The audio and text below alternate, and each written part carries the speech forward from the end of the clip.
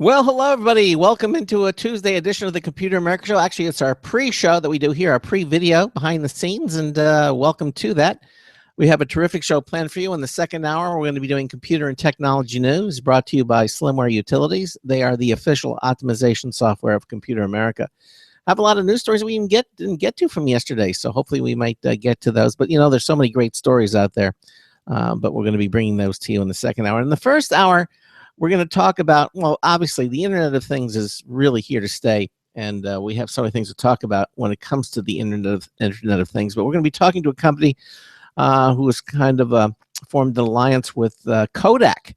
We're going to be talking about a line of video cameras. 1 minute until showtime. Video monitor cameras for your home, for security, for your pet.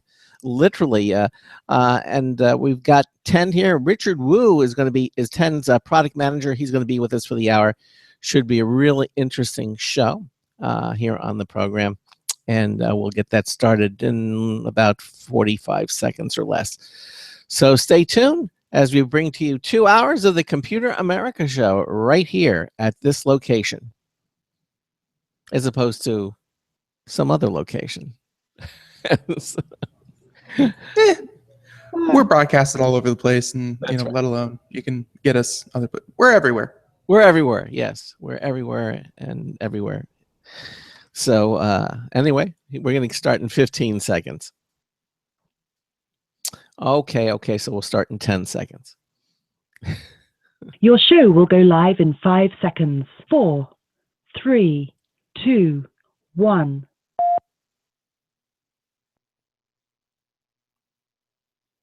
Broadcasting live, it's America's longest-running national radio talk show on computers, Computer America, hosted by national columnist Craig Crossman. Look for Craig's weekly column in your favorite newspaper. This show is being beamed nationwide at ComputerAmerica.com. Keep it here for technology news, computer products, guest interviews, and your phone calls. You're listening to Computer America. Hello, and welcome into the Computer America Show. It's the nation's longest-running, nationally syndicated radio talk show on computers. Computer America is heard around the world and coast to coast. And I'm your host, Craig Crossman.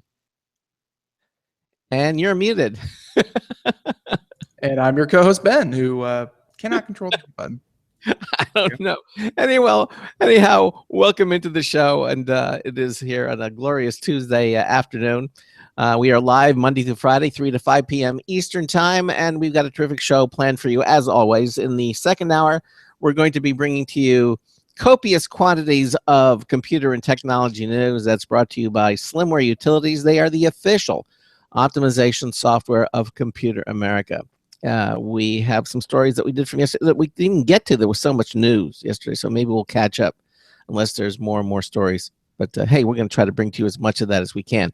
Well, yeah, there's there's one that I was reading about, actually just as I was getting up, because, I guess back in the day, you used to read the newspaper in the bed, but nowadays not so much. So, yeah, there's a news story out from the folks over at IBM and how they have a new form of memory that they've just developed, which has 3 bits to a thing, whatever you call it, instead of 1. Trinary. Okay. All right. Yeah. And they call it like phase shift memory.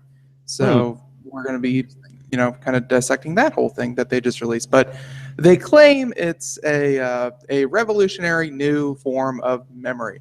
Well, I know we hear about one of those every week, but hey, again, we just had IBM on last week talking about their quantum computers. So obviously they're doing some pretty cool stuff. Yeah, they are. They really are.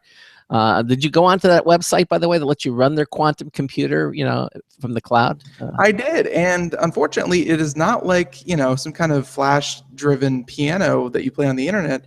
Mm-hmm. It's unfortunately fortunately, you kind of have to know what you're doing. Like, it's not just, hey, go try this and see what happens. It's you kind of have to know a little bit about the basics of quantum computing, which is I have some trouble in calculus, so I don't know how. Anyways, I went on it. I qualified, tried a couple things, didn't get any usable results. I did not invent the next greatest invention, but yeah, you know, I definitely tried it, and you know, as far as I can experiment with, it works. You can say that you've now used a quantum computer in your. You put that up on your resume. That is my business card reflects this. I'm now a quantum scientist at Computer America. It's an honor. It is an honor. All right, and in the first hour, we're going to be talking. Well, we've been talking about the Internet of Things for quite some bit because, quite frankly, it's here in every way, shape, and form. But we're going to be talking about a company who has some sort of alliance with Kodak. They're going to be talking about the connected family home, more specifically cameras, video cameras that you can monitor from remote locations for your home, even for your pet. It's going to be really interesting. Richard Wu is here. He's from Tend, and he is Tend's product manager. We'll be speaking to him momentarily. If you have a comment or question, we'd love to hear from you. 347-884-8881. That's 347-884-8881. We'll get you on and get you through. Give us a call. If you don't want to call us because you're radio shy or whatever, you know, head over to computeramerica.com. In the upper right-hand corner of any page there at our website, it says submit a question. Just click it because it's a link. You'll be taken to our question submission page. You can type in whatever you'd like, hit the submit button. Ben and I will see what you've typed immediately. The other thing that we'd love for you to do, we invite for you to do, is join our live video stream. We are a radio broadcast, but, you know, we also provide live video of our show. And the way that you look at that is, again, go to computeramerica.com. Any page there, the menu bar, it'll say Show Lounge. Just click it. You'll be taken immediately to our live video streaming page. You'll join the show already in progress if you do it after we started. And you can actually watch the entire show as well as do it. And Ben has the technology to display websites, videos, movie links, everything. You can see everything that we're talking about. It just makes for a better experience when you're watching as well as listening to our program, especially if you're doing it Monday through Friday between 3 and 5 p.m. Eastern time when we are live. All right. So again, look, everything that happens at Computer America, you can find at computeramerica.com because it truly is the internet home of a radio broadcast. Again, 347-884-8881. We'll get John to get you through. So, Ben, anything else you want to talk about before we bring our first hour guest on the program? No. Again, stick around for the second hour. It's going to be a lot of fun, but the first hour should be a lot of fun as well. And we always like having people on the show. No, I think we're good to go. All right. Well, as I mentioned, Tend is the name of the company, and they build smart home products. Tend creates award-winning lifestyle smart home products powered by computer vision technology. Fueled by a passion to bring people together, they deliver smart detection, live streaming, cloud storage, and analytics to provide immersive experiences that elevate recognition, awareness, mobility, and privacy in the connected home. The connected family home system keeps you connected to the people, places, and pets that you value most, no matter where you are in the world. Today, we're going to be taking a closer look at the Kodak Video Monitor CFH-V15, which lets you keep an eye on your home and valuables when you're not there, or check in on your pet or loved ones with instant high-definition color streaming video and two-way audio to any smartphone or device. Joining us today is Richard Wu. Richard is Tend's product manager.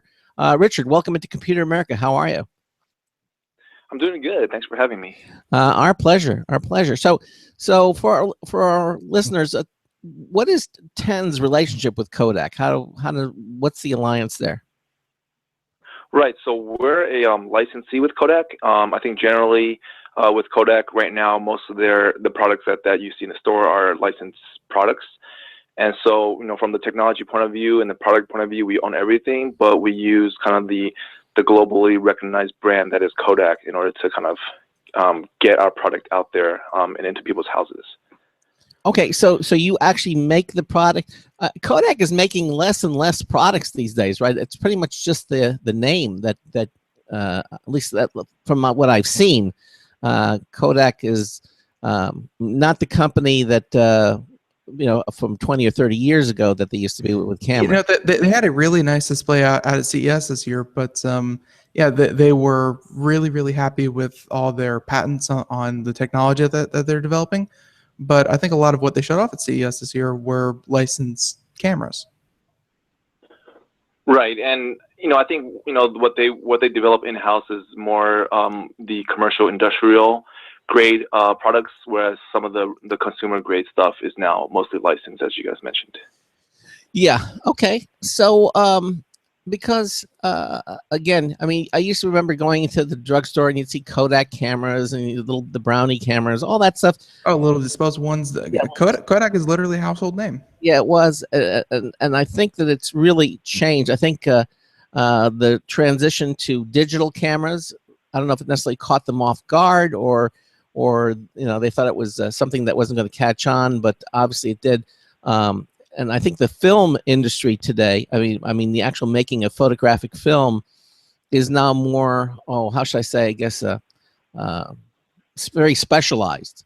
Even the movie industry really doesn't use film anymore. They're using digital cameras. Not too many more places that use film. Would you agree there, Richard?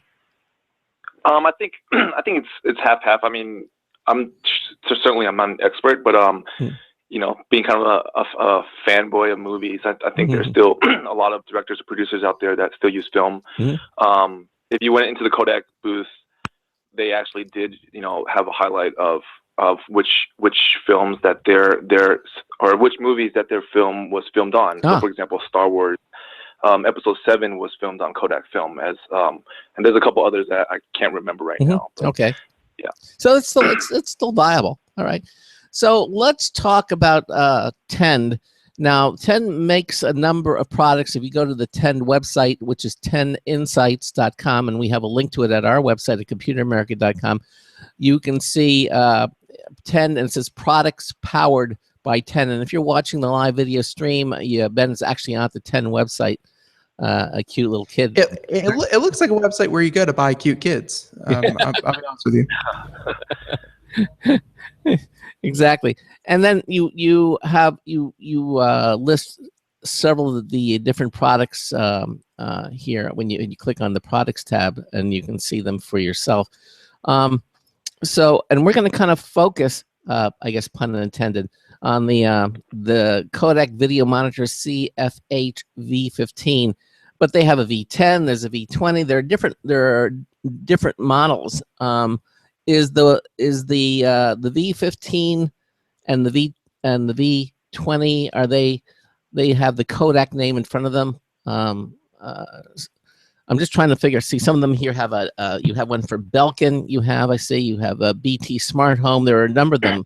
Singtel. Right. Yeah. Right. So I mean, we kind of provide the technology to power all these cameras. Kodak, as we're talking about now, is one of them. But we're also, the technology provider for some of these other bigger names, such as Belkin, such as British Telecom. So, we're kind of the one-stop shop for some of these bigger brands to put something into the marketplace. But yeah, so that's why you see all these other brands. But as I guess for today, we're going to focus on the Kodak camera. Sure. I guess it used to be Kodak used to make all these things, and then of course they, as time passed, they don't make as many of the products that they used to. They rely on companies such as yourself to manufacture these products, and then they put the Kodak name on it. And as you say, you use the Kodak recognition, the brand name recognition, because people are going to know Kodak more than they would, let's say, than the name Tend. And of course, with the brand recognition that Kodak brings to these different products, people feel, I guess, secure, and they know that they're buying a quality product, which is, I guess, what you're going for. So the first thing that I want to kind of talk a little bit about is the Kodak CFH V15, and tell us a bit about this camera. And it's called the Kodak Video Monitor CFH-15. It looks a little bit like a cone shape camera. Why don't you describe it and tell our listeners exactly what are some of the features of this camera? Yeah, so I mean, this is a mechanical pan and tilt camera. So the top part swivels and then as well as goes up and down. So it gives the user the ability to manually move the camera 350 degrees horizontally as well as 105 degrees vertically. And you mentioned a little bit earlier, it has unlimited live HD streaming video, so you can always check in on what's going on in your house from anywhere you have internet connection through your Android or iOS device. It also has two-way audio, so you can talk back to someone that's at home, as well as automatic night vision. So the night vision, the IR, the infrared will turn on automatically once the light reaches a certain level of dimness. And then from a software point of view, and from more of a kind of a security point of view, our cameras have motion trigger detection. So as it's being pointed to a room, as long as if something moves, will automatically trigger a recording, which is then saved to our cloud for a rolling 24 hours, and that's kind of part of the free service whenever you buy the camera. Okay, well, you said a mouthful, so I'm gonna back up a little bit on it because there's a lot to talk about. First of all, and I'm no stranger myself to video cameras. I've kind of gone through the I guess the growing pains with these devices, and some of them, I guess I've seen the transition. They start off and you have to. When you get the camera, you have to subscribe to a monitoring service, or the company that you purchased the camera from, I guess it would be yours or Kodak, offers some sort of a paid monthly subscription to the site that allows you to see all this. Now, tell us, with this Kodak Video Monitor CFH V15, other than what comes in the box, what other services do I have to subscribe to, or do I have to subscribe to a service to use this camera? So you definitely do not have to subscribe to a service to use it. Any sort of live video viewing is and audio as well. That is all free. So I buy this camera. I set it up at my house. Anytime I want to view it, that's all for free.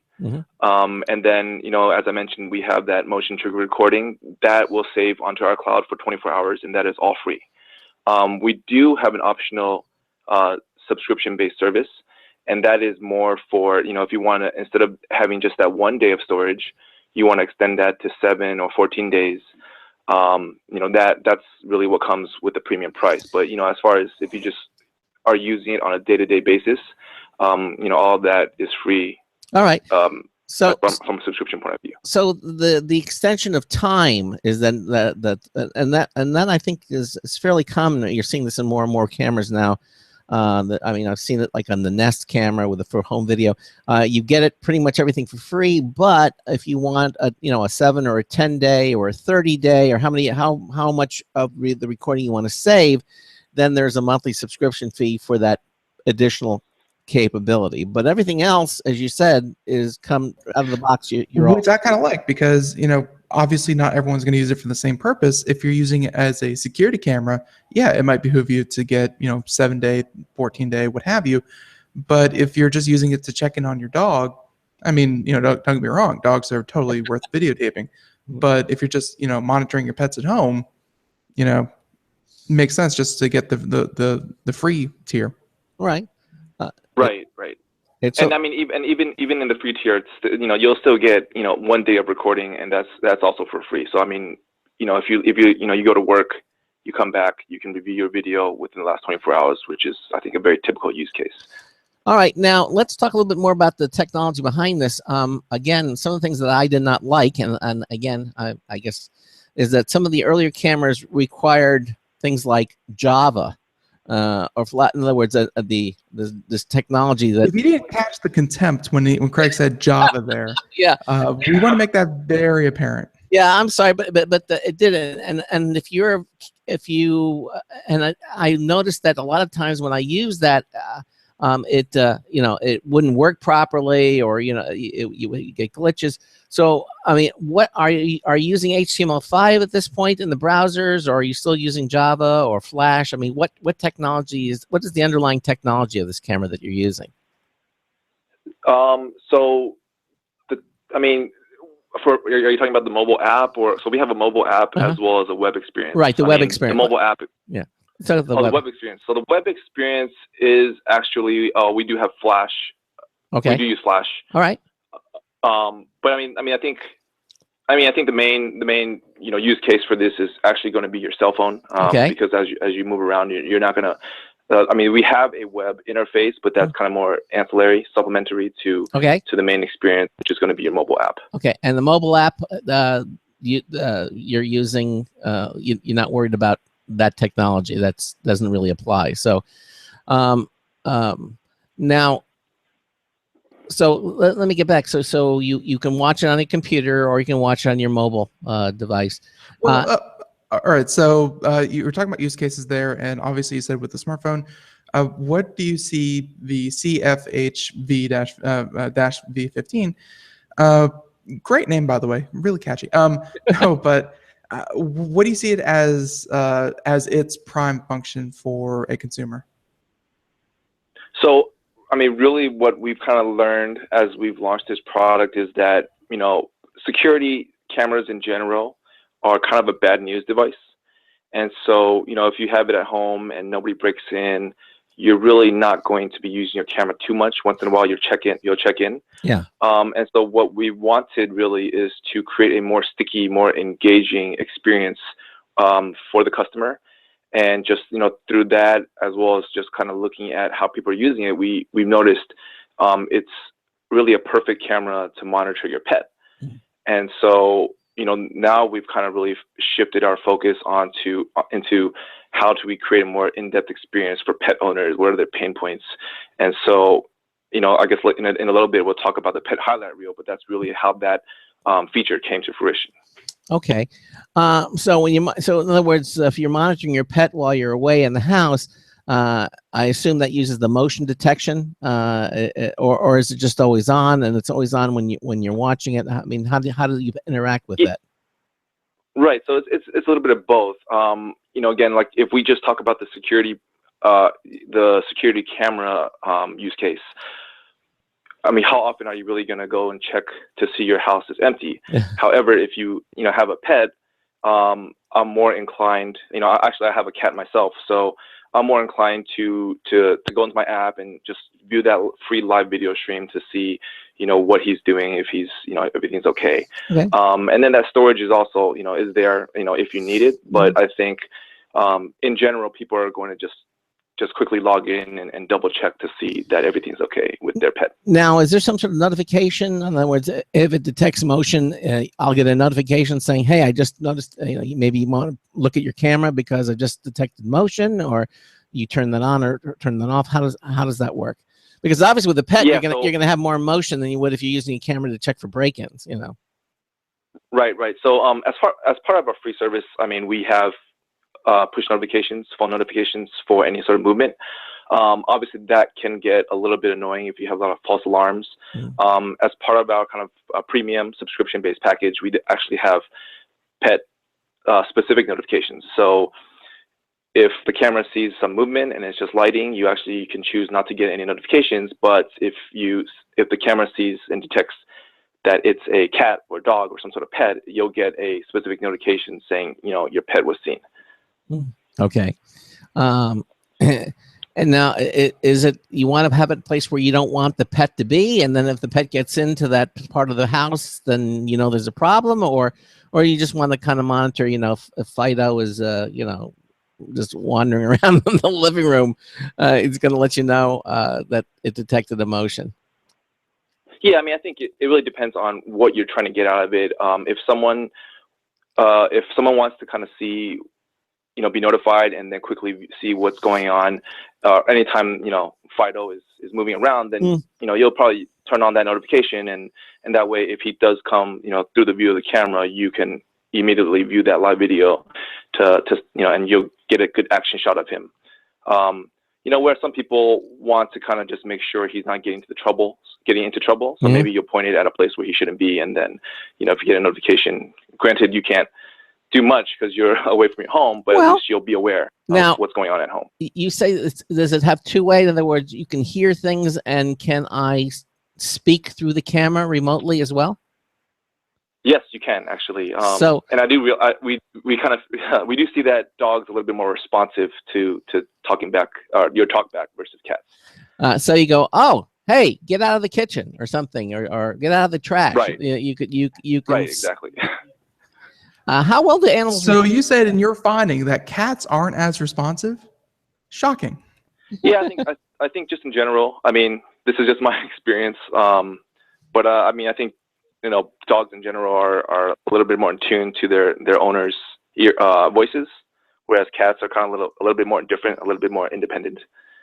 Okay, but you can speak to it, and of course, and if someone does break into your home, you can say things like, "Hey, the police are on their way," or "You can get out of my house." I guess you're being recorded. You're on. Yeah. We're recording you right now. Yeah, exactly. Yeah. Okay. So those are some additional things you can do. I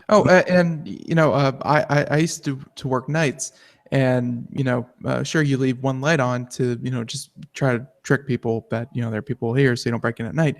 But does the camera have night vision, or do you have to leave lights on to illuminate whatever you're filming? Yeah, so there's night vision. You can choose to have it automatically turn on once it hits a certain level of or low level of light, or you can just manually turn it on and off. Okay. Now, it's been my experience when you switch to night vision, you lose color, right? It becomes grayscale. Is that correct? Yeah, exactly. Okay. Right. But other than that, it's full color. Now, what kind of resolution? What kind of video am I going to be looking at here? It's 720p, up to 30 frames per second, just depending on kind of the network quality. Mm-hmm. Okay, so it's good resolution. Can you has I assume some sort of a digital zoom where you can go in and out with it as well, as part of the software? Yeah, so we actually just have kind of a zoom from the mobile app side. It's not an electronic zoom from the camera side, just because we saw that the latency for zooming in was a little bit high, so it was just kind of a bad experience. So we kind of stuck to the mobile app digital zoom as opposed to electronic zoom from the camera. Okay. Just reading the description here on the website, by the way, folks, recommend, go check it out. You have it here saying a built-in Wi-Fi extender and internal antenna expands your existing home network. So does it also act as a repeater, or what's going on there? Yeah, exactly. It's a repeater. So, if your camera is connected to your home router, let's call it, home 1234, then it'll actually repeat and extend that signal. So, you'll have wider coverage if you're trying to surf the web from another corner of your house, for example. Okay. All right. So, again, all these features are available. And again, we're talking about the CFH V15. What kind of pan it gets? How far around can I pan with this camera? Right. So horizontally, left and right, it's 350 degrees. Okay. And then vertically, it's 105 degrees. And I can control that again remotely with the mobile app or the website, however I want to do exactly. that. Okay. Exactly. And now, and we have to ask this because we have been hearing more and more about it. VR compatibility, maybe a little bit. VR? No, not right now. Oh, okay. Okay. Just had to check. Google Cardboard, slap it in, and you get like a VR. Okay. No. Right, okay. Right. That's good. Yeah, it's a good idea. That's a good idea. Okay. There you go. So he just put that on the list, Ben. You can have it. Yeah. We don't ask for too many, just a small royalty. What kind of now you mentioned animals, we mentioned, what is it, typically dogs and cats? Is that I don't think people are keeping leopards and mountain lions in their home. So yeah, but right now it's dogs and cats, but kind of the beauty of machine learning, which is what we're running on our back end, is that you can feed that system with, if you feed it with enough pictures of, let's say, a rabbit, you can, detect rabbits. So, if we find out that a lot of our customers have rabbits, we can add rabbit detection or, deer detection for deer hunters, for example. Rabbit detection. I love that. Let's turn on the rabbit detector. Okay. Now you'd be surprised. Rabbits make pretty good pets. I'm pretty, your wife used to have rabbits. It's more popular than you think. Yes, it is. Now, of course, we're talking about the CFH V15. There are other model cameras that offer different features. there's also the Before we move on to the next one, and I know we're coming up fast on the break here, but you have this feature built into the CFH V15, which, admittedly, if you love your pet, you might be doing this, yourself anyways. But you have this thing here called the pet highlight reel. And so your pet's auditioning. What's with the highlight reel? Yeah. So, I mentioned that our camera will record anytime something moves. And with this highlight reel, what a user can do is, what a customer can do is, they can go into the app, go into the settings of their V15 camera, and really just click on a button called Generate a Highlight Reel. And what that does is we'll go through all the recorded video of motion that you had during the last 24 hours. And a lot of this is going to be false alarms, lighting changes. But what we'll do is run our machine learning engine and just kind of take out only those videos that have your pet in it, and stitch that together into kind of a day in the life of what your pet did.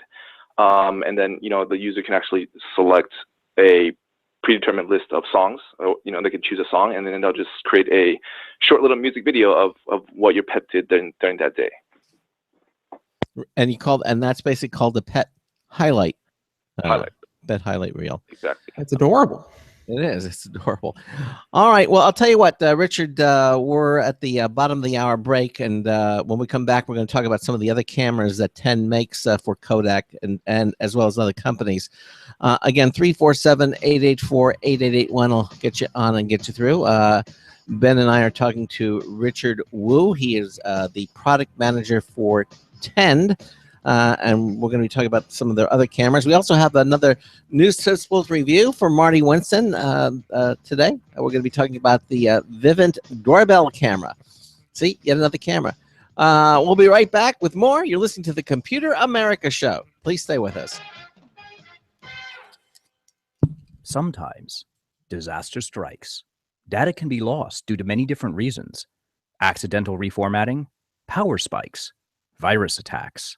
Zero Assumption Recovery provides a suite of highly effective and thorough data recovery software for Windows operating systems.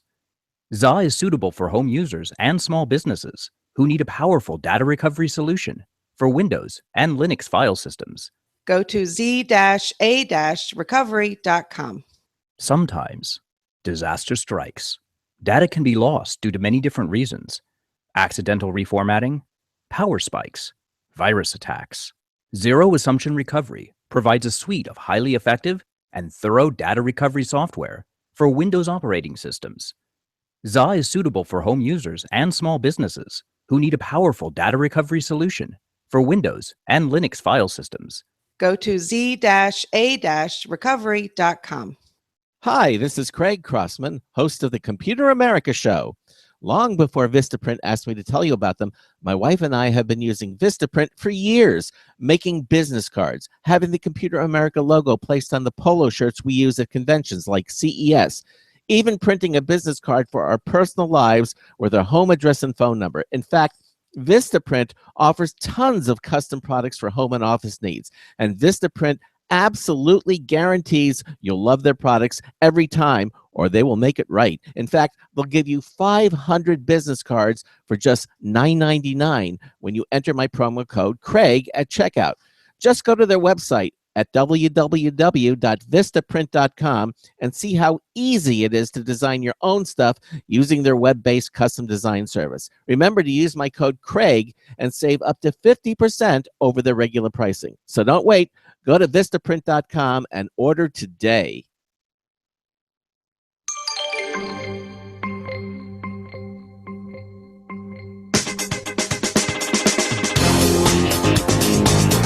When you try to put the barbecue sauce on her ribs, she slapped you.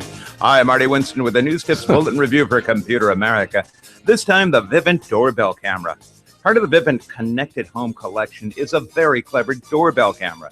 It looks like a slightly oversized doorbell, a ring-lighted button at its base. If you look very closely, you can see a small camera lens near the top, a pinhole near the center, and a grill at the bottom. This connects to the Vivint Sky Control panel with some sweet results. One chime sounds when the button gets pushed, and another when it detects a person at the door, whether or not they push the button. This also feeds two-way audio and one-way video, both to the panel and to its app. All decisions about whether or not to respond remain yours. Bottom line, a Vivint doorbell camera gives your door a watchdog with a better than photographic memory. Marty Winston, News Tips Bulletin for Computer America. Welcome back to the Computer America Show. Thanks for sticking with us. And it is 33 minutes past the hour. That was Marty Winston again with a News Tip Bulletin review. And all first hour we have Richard Wu here with us from tendinsights.com. And Tend, they make all these great cameras that are, as we mentioned, to some length in the first half hour, licensed by different companies, including Kodak. And we're focusing first on the Kodak CFH V15. And so before we move on to some of the others, just wanted to get into some more of the automation side, because the Internet of Things, that's obviously was huge out at CES this year. More and more companies out there are trying to further integrate themselves in with other systems. And one of my personal favorite is, of course, the If This Then That series, which lets you build these little recipes, and if something happens, then something else happens. Obviously, a very basic form of programming. So, Richard, what does this camera have in terms of automation or just kind of integration with other tech?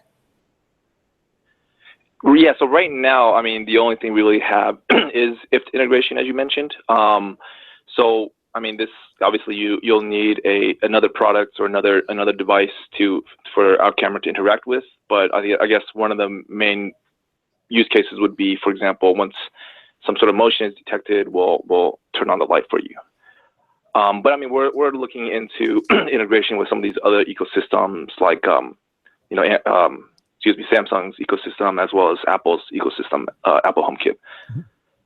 Could you do something along the lines of, let's say you have your smart home set up so that you get within a certain couple of miles of your home, you have an if this and that recipe to turn on your air conditioner when you get within 5 miles, and then you have another recipe maybe set up with the Kodak camera to maybe stop recording or what have you, the closer you get to your home or when the AC turns on. Like, is there that kind of functionality where if you were smart enough with your recipes, you could really get it to kind of come on, come off? Yeah, so I think, so you're talking about kind of geofencing, right?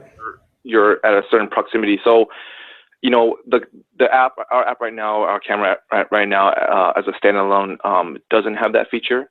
I would have to look into whether or not using IFT with some other kind of geofencing device could enable that. I'm sure it could. I think we need to create that recipe, but right now, that is something that we're looking at, not just with IFT, but with our mobile app, and working with your mobile device's geofencing chip, and that's something that we're looking into right now. Right, and again, it sounds like this is all going to be kind of software based. So the app is continuously being developed even after you say purchase the camera today. It's going to be supported for the foreseeable future. Right, exactly. And an example would be this pet highlight reel that we just talked about. The V15 camera launched early last year, but the highlight reel is really just launching now. So, someone that bought the camera 6 months ago is going to be able to have this upgrade for free. Well, let's talk a little bit more about the pet highlight reel. Let's say you do that. Describe that a little bit more, and kind of what are you finding people are doing with the pet highlight reel, after creating it? So, for this launch, really what they can do is just view it. They can download it onto their device and then treat it as any of their own personal videos. So they can, email it out. They can share it through social media.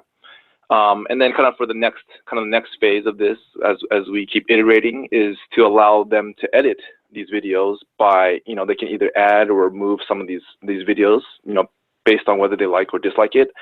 We're looking at having them use their own, songs from their own library as opposed to our preset list of songs. And then maybe, something a little bit more fun like adding emoticons or text, kind of like with Snapchat. Okay. So these are things that we're working on So to improve the experience. So, do you have like recommended places? Do you have recommendations to people where they should install the CFH V15 camera? Yeah, so I mean, personally, I like to install it. I'll use myself as an example, but I like to put mine facing. I have an automatic cat feeder, and my cat will actually knows how to manipulate the cat feeder so that a couple of the giblets will fall out. So I like to put it there because that's where most of the action is, and I think that's what I would recommend to our customers is to put it at a place where your cat is known to play, whether that's by the food or by his toys. Wow. Well, no, my pets, and it may sound creepy, but I got to put mine in the bathroom facing the toilet because they drink out of there. It's not nice, but you can't get them out. Well, let me ask you this. I mean, what was the motivation? I mean, Richard, why did you decide to add a pet highlight reel to a camera that is primarily a home security camera? Yeah, I mean, I kind of touched upon this a little bit earlier, but I mean, a security camera, if all things go well, like for example, your house doesn't ever get broken into, you're not going to be using it that much. And from product development point of view, it's kind of boring. So we really wanted to create something that will be more engaging. We want the customers to be able to go onto our app more often and to have a more kind of emotional, a more delightful experience rather than someone breaks into my house and then now I have to only now do I have to go to my camera. Okay. All right. So we've been talking about the camera and smart homes, and we're seeing that, and we're sort of seeing how the CFH V15 fits into that smart, I guess, that smart home storyline. Again, the fact that you can pan it, left, right, you can tilt up and down. So and that's optically, there's actually a motor in there that you can make the camera do that. So it actually, you have some control over that camera, which is nice. And now there are some camera models that don't have that pan and tilt, and I think you actually offer some of those. I think the V20, the CFH V20. Tell us about that camera. Yeah, so that's it's a little different. It has a 180-degree field of vision on its own, and so if you place it strategically in your house or in a room, it actually captures the entire room without the need to pan and tilt. So I think with that camera, it is targeted more for security purposes, just because your field of view is going to be a lot larger. All right. How easy is it to set up these cameras, by the way? I mean, walk us through I take it out of the box. Some of the earlier models you had to do some wired connections and everything before the Wi-Fi. Kind of describe what I have to do to connect one of these cameras to my existing home system. Sure. So you get it once you get it out of the box, you'll plug it in, and you'll have to download the app immediately, the mobile app, that is. All right. And then from your mobile device, you'll then connect to the camera. So the camera will have a SSID or like its own router name. CFH V15, 1234. Right. So you connect to that through your mobile device, and then you just launch the app, and it'll go through a kind of a setup wizard where you'll pick your router, type in your router password, and it'll automatically connect. And then that's pretty much it. What kind of security are you offering on this? We see lots of TV shows and movies, where the bad guy, takes over the cameras in the home and they start watching people. It's very creepy. But in reality, how secure are these cameras? I think I wish I had our engineer here. I think he can talk through more of the details. But I guess what I can say is that we're constantly focused on security, because we understand that that's a risk, and the bigger we get, the bigger risk it becomes. Right. So in addition, not just with features, we're not only looking at features, but a lot of our effort is actually spent on making it more secure, working with third parties to kind of audit our technology and look for holes and patching up these holes. Okay. All right. Now, I mentioned the V20 and we talked about the V15. You also have something, the CFH V10. What is that camera from Kodak? That is more of a value camera. It's kind of, it's a combination, or I guess it's kind of like the V15, but without the mechanical pen and tilt. Mhm. So yeah, I mean, it's just a lot more affordable than some of these other cameras, but it actually comes with the same features. The only difference would be kind of the field of view is a little bit more narrow compared to the V15 as well as the V20. Give us a price range of the V10, the V15, the V20. What are we looking here for these cameras? I believe it's $79.99 for the 10, $99.99 for the 20, or sorry, for the V15, and $129.99 for the V20.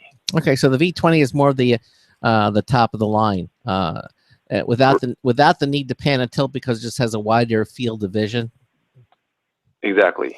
Now, does it also have the night vision built into the V20? Right. So, yeah. So all those other features we kind of talked about, which is the free live video streaming, audio talkback, night vision, 1-day cloud storage. That comes standard for all three of these video monitors. All right. And then also Kodak, you make something called the Kodak Baby Monitoring System. Tell us a little bit about this. Yeah, so that actually originated, our CEO Herman, who is kind of I guess so. His wife is an artist or graphic designer, and they have I think a 6-year-old. So they were always complaining about why do baby monitors always look so kind of plasticky and cheap and like toys. And so what they wanted to do is kind of create a baby monitor for people that are a little bit more, I guess. Okay. More art centric. So what we did was design a baby monitor based on Herman Miller's Eames lounge chair. Oh yeah. And what this has is it's a standard baby monitor as far as you have a base unit and an always on audio monitor, but then we also attached our camera to it. So when you're in the house, you can treat it as a normal baby monitor, but when you're out of the house, you can still log into our app and view your live videos. Yeah, exactly.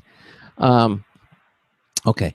Although again, now it works with and again that works with your any. I'm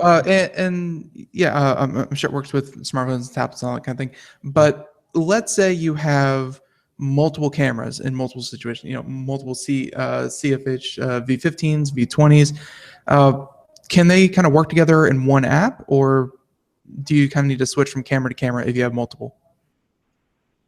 I mean, it's all within one app, but sorry, I'm hearing some echo here, but oh, that's right. Why you're here? Okay, continue on. Okay, it's all within one app, but to view your live videos, you obviously need to select from one camera to the other. All right. So talk about what features you anticipate that are around the corner with home security cameras like these, Richard. Yes, I mean, I think one of the right now when you buy a Wi-Fi camera, it's really kind of tethered to your home router, tethered to a power source. So what we're looking at going forward and what we're working on now is, a battery operated camera that could potentially, be operating on a battery for 3 to 6 months, depending on, how often you use it. We're also looking at an LTE camera. So you would no longer need Wi-Fi. You would just connect to data. So this is for maybe property management from, when you have a large property. Yeah. And then just from a software point of view, we talked about pet detection and we actually have people detection, but I think that's something we'll continue to build on, things like baby detection, vehicle detection, maybe even logo detections. For example, like if you see a FedEx guy, you'll know that a FedEx guy is here, as well as facial recognition. So being able to kind of identify who exactly is in the house. So for example, your daughter or your son, as opposed to just a random person. Yeah, well, that would be nice. I guess they're borrowing these features from the security cameras of the world that are trying to integrate these things on a commercial basis, but no reason why we can't have that for our home security cameras as well. If people want to buy the camera, Richard, where do they go? So, online we are available at, a lot of the major supplier retailers, Amazon.com, Walmart.com, Target.com, Wellbots.com. You can just search for, CFH-V15 or CFH-V20. Our V15 camera, the one we've been talking about today, should be actually hitting most, not all, but most Walmart retail brick and mortar stores actually starting this week, leading up to next week. And I think it's going to be around 2,000 or 2,500 Walmart stores, more of the bigger ones that have actually a connected home section in them. Really? Okay. And we're starting to see an influx of devices like this appearing at places like Walmart and not necessarily at specialty stores, but on general stores. People are starting to look for that and look for the best deals, or actually go to the stores and actually see them operational or get an example. You go into the electronics department of a Walmart, they have a lot of these things set up that you can actually watch them or see them. And see it for yourself. So basically the C15, the CFH-15, V15 just came out. It's available now. Again, that's, what did you say? 79? How much did you say that was? That would be $99.99. $99.99. Okay. And there are links over to Amazon too. Amazon, I guess, always has a deal. And if you're a Prime member, I'm sure they have the who isn't a Prime member? 2-day shipping? Exactly. So anything else you want to let our listeners know before we say goodbye on this, Richard? Again, anything else you want to tell our listeners about? Yeah, I mean, I think, we talk about smart home a lot, and I think smart home, is really just about kind of controls. So like being able to control your light switch, being able to turn on your heating remotely, for example. And really, I think, our cameras can be part of that ecosystem. But really what we're trying to do, and the reason why we're called Tend, is really to do something, to create kind of more of a connected family, and to be able to create a deeper emotional connection between you and your loved ones. And we talked about today the pet highlight reel that really kind of demonstrates that. Yeah. So Tend, and we never really got in, or we didn't ask at the beginning. So Tend, short for tender. Or like tender works. More like tending to your loved ones. I gotcha. Yeah, exactly. And again, so you make these products for Kodak, and that do have the Kodak name. Although there are some other models that we mentioned here. You make for Belkin. Belkin is a very well-known cable manufacturer. The Belkin Netcam. You make that now the Belkin Netcam, though, when you look at it, is different than the Kodak monitors, and also the BT Smart Home Cam. They look different. So do they have some different features, or do they work slightly differently? I think all in all, it's fairly similar. I think the Belkin and the BT models were launched over a year and a half ago. So. Mm-hmm. They may not have as many of the software features that we offer for our Kodak cameras, but as far as you're viewing your live video, things like that, that's pretty standard across the board. Okay, and again, each camera out of the box, you don't have to use the monitoring fee. You get up to 24 hours of recorded service, which is really nice. But if you feel the need, you want to check your home, and I want to see what happened like 4 or 5 days ago, what happened day before yesterday, and you feel that you have that need, you can subscribe for the premium. What does the premium service cost? Give us an idea what the charges are for that. Right. So we have actually have 3 plans, which can get a little confusing, but we have a $299 plan, which really just has smart detection only. So you'll still get your 1 day of storage, but now your notifications are a little bit smarter. You'll get a notification when a person walks by, or a notification when your pet walks by, and that's just kind of weeding out some of these false alarms. Then we have a 2nd tier package, which is, I believe, $999, and that's you still get that smart detection, but now you get 14 days of storage. And lastly, a $19.99 plan, which is again smart detection, but with 30 days of storage. So all three is really focused on the smart detection, and then you kind of increase the number of days of storage for your activities. And as you create more features in the future, I guess you'll incorporate those, or have another different bundles or something, make that available as time. I mean, what we'd like to do is put any new features. We'd like to actually give it to the customer for free. So, for example, this pet highlight reel, you don't need to subscribe to any plans, and you'll get it for free. And if we can continue to do that at a reasonable cost, we'd love to do that, because again, we're trying to provide more value to the customer. All right. Once they buy the camera. All right. Well, again, if you have any other questions, again, you can go to the website, which is www.10insights.com, and you can check it out for yourself. Or just head over to computeramerica.com. We're right there on the homepage. Right there on the homepage, you'll see a link for 10. We have it up there on the main page, and you can click on that. It'll take you to all the different the website when you can see all these products for yourself, and then check them out for yourself. Richard, I want to thank you for being with us here on the show today. Very informative. Absolutely. Thank you again for having me. Our pleasure. And best of the rest of the week to you, okay? Take care. All right. Take care. Have a good one. All right. Bye-bye. All right. There he goes. Again, Richard Wu, 10, T-E-N-D. And you can check out the cameras for yourself. I really like, having cameras as a security feature for home, especially if you're going away from a home and you're going away, let's say, for a period of time. You're going don't get me wrong, they're useful because, hey, it lets you be where you are not. That is, that's big. That's biblical kind of stuff. Who doesn't want that power of omnipresence? It lets you be where you aren't. But at the same time, there's a point where it gets creepy. It's when you have 17 cameras for a place that really only needs 2 cameras.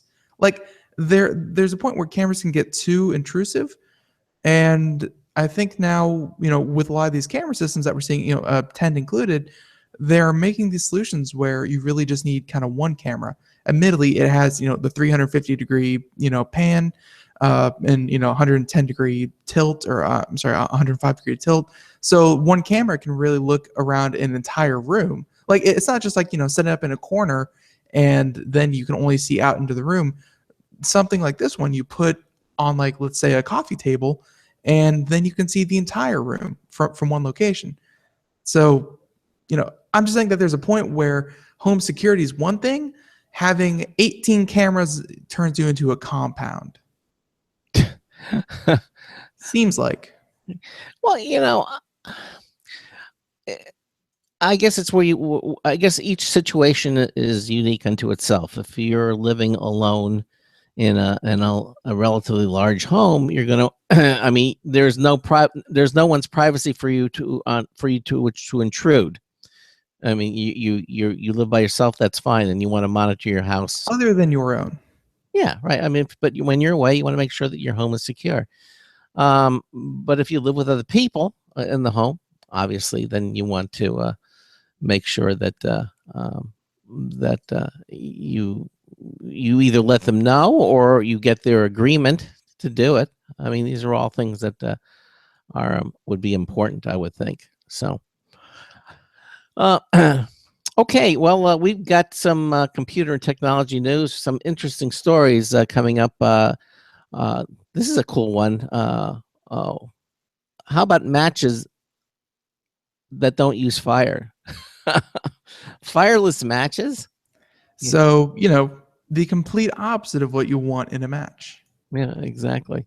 Also, we're going to talk about Snips, which is a virtual assistant that doesn't talk back. Some interesting. Any particular story that you find of interest that you want to kind of tease here for the? Yeah, I mean, this isn't in our news stories, but just as a heads up, some of you, if you watch television, you may know that if you okay, well, there's a new movie coming out called Warcraft. It's based on the Warcraft universe. You may have seen their commercials. They run them on a couple different channels, and it's coming out, I believe, next month, actually, or this month. But yeah, so that's gonna be coming out real soon. So as a long-time Warcraft fan, super excited. But they're running a promotion along with that. So you get your movie ticket. You can create a Battle.net account, which is Blizzard's kind of portal, and you can enter the code that you'll get with a card with the purchase of your movie ticket, and it will give you essentially the basic game. It won't give you the latest expansion, but it'll give you the base game and a month of playtime for free. So in that together, I think is like a $25 value. So they're trying to kind of tie the game in with the movie, in that if you go watch the movie, you get the game for free. Very, very cool. Very cool. So, And I did watch the trailer. I felt a little bit. I was watching the Hulk. Some of the big characters there. They have the orcs. The orcs look amazing. I mean, Hulk wishes he looked that good. The CGI for the orcs is so dead on. Yeah. I mean, honestly, like they took screen grabs, and you really see like the little hairs on the orcs' backs. Like it's highly detailed.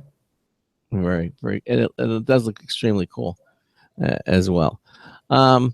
All right. Well, again, just want to quickly mention that our contest, our social media contest, is up and running. Head over to computeramerica.com and just click on the interact pull-down menu. It's social media contest, and we offer 5 different ways through Google+, through Twitter, through Facebook, through YouTube, through Pinterest, different social media places that we participate in, and you just subscribe to each one, and each one counts as an entry up to 5.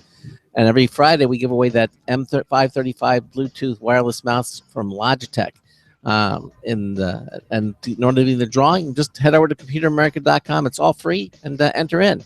All right, we're going to pause just for a short moment, and then we'll do computer and technology news. Stay with us. Broadcasting live, it's the only national radio talk show on computers to air every weeknight. Computer America, hosted by national columnist Craig Crossman. The first hour's behind us, but there's still more of tech news, tech talk, and your phone calls. We're being beamed nationwide at computeramerica.com. You got computer problems? Bring them on. You're listening to Computer America. Computers run the world, and we run computers. Call us or send us an email to live@computeramerica.com. Hello and welcome into Hour 2 of the nation's longest running, nationally syndicated radio talk show on computers. This is the Computer America Show, and I'm your host, Craig Crossman. And I'm your co-host, Ben.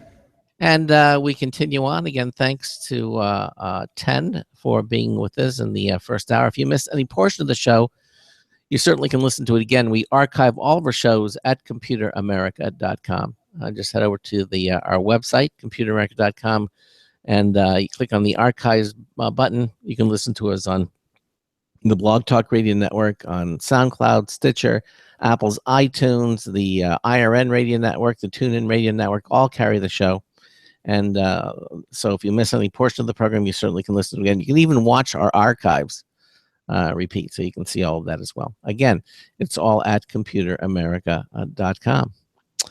So we're going to get started for the second hour of the show, and we're going to do our computer news. Anything else you want to mention to our listeners before we start doing some news stories? Yeah, no, news story sounds great. There's a lot of great new ones, and if there's any of the ones that we submitted yesterday that you'd like to cover, I mean, go for it. But we have a lot of new ones that are fresh and only released this morning. So all right, well, good. That is nice to hear. So we will we'll do some computer and technology news. So let's start doing that.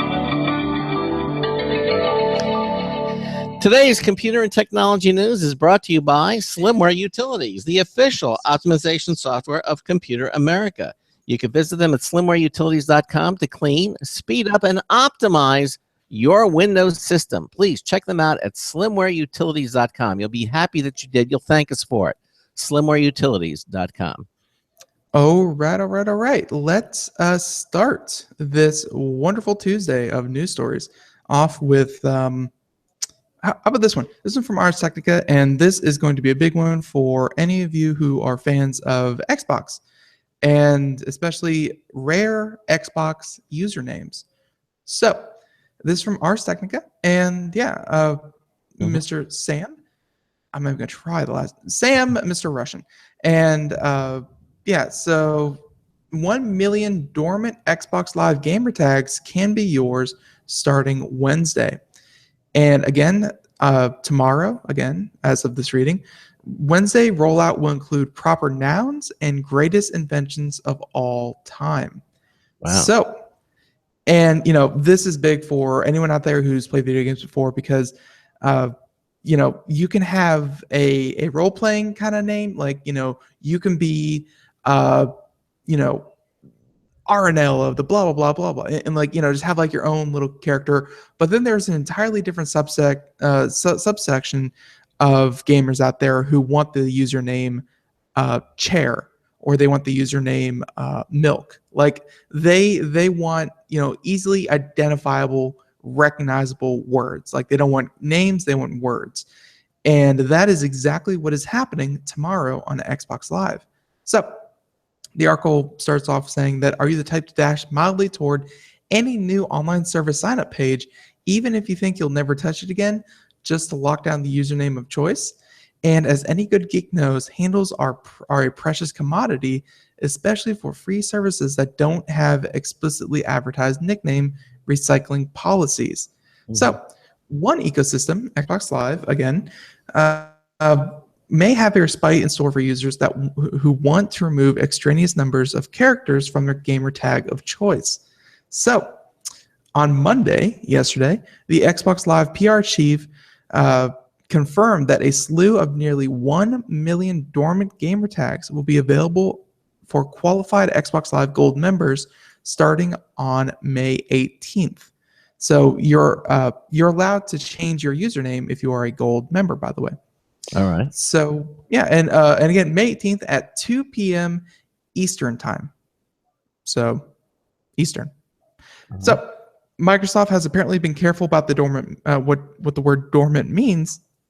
This pile of names has been freed from a pool of gamer tags that were created in the original Xbox console and remained unused since the console servers went offline in 2010. I remember, you know, when I first got my first Xbox, I had a username and I had to add numbers to it because the original name obviously was taken. So, you know, I'm sure a lot of people out there had to put, you know, 13 or 21 or, you know, 1385839, you know, behind the username of their choice. So if you're one of those unfortunate people, then perhaps you can drop some of those numbers and get the actual proper name that you wanted. So game tags have always been free to create, even before Microsoft introduced silver and gold tiers. But certain juicy sounding handles may very well have been created by original Xbox owners who had no intentions of remaining longtime Xbox gamers. So according to Microsoft, Microsoft will not publish a list of available names ahead of Wednesday, but he suggested that fans would be able to claim the names that reference proper names, pop culture references, types of food, geography and travel, science and technology, math and numbers, animals, and some of the greatest inventions of all time. So, obviously what he's alluding to there is that they will not publish a concise list of just what they're freeing up, but odds are you can go and try to change to one of these highly desired usernames, you know, just by guessing. So, you know, please, you know, go ahead and do that.